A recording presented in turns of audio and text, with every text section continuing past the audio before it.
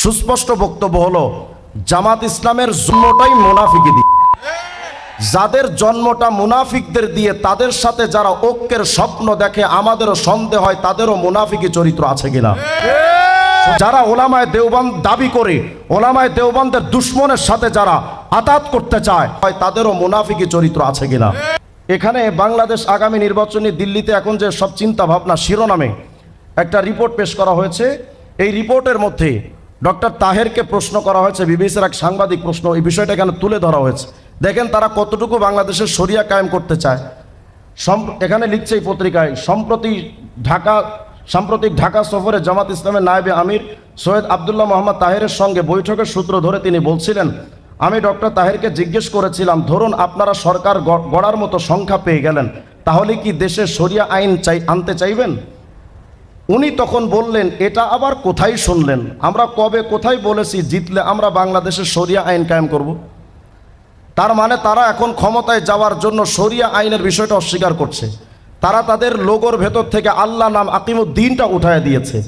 সুস্পষ্ট বক্তব্য হলো জামাত ইসলামের জন্মটাই মুনাফিকি দিয়ে, যাদের জন্মটা মুনাফিকদের দিয়ে, তাদের সাথে যারা ঐক্যের স্বপ্ন দেখে আমাদেরও সন্দেহ হয় তাদেরও মুনাফিকি চরিত্র আছে কিনা।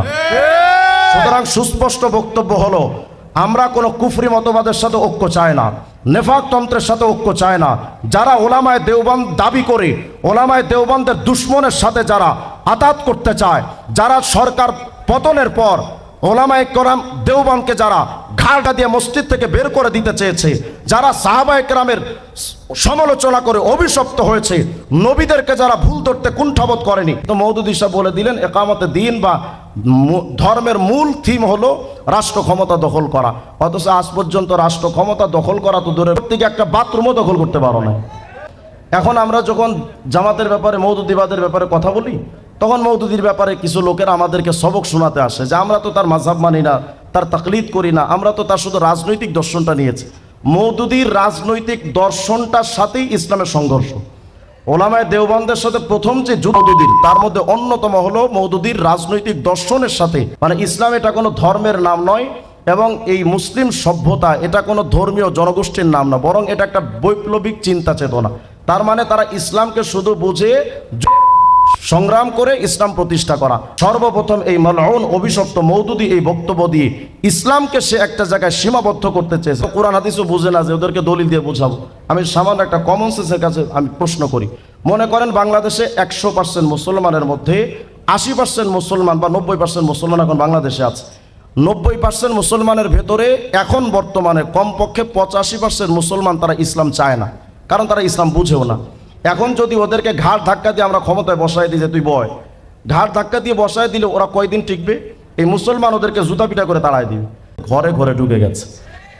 যদি আমরা এই হেকমত, আমি জানি না এই হেকমতের সংজ্ঞা আমাদের অনেকে কোথায় পেয়েছেন।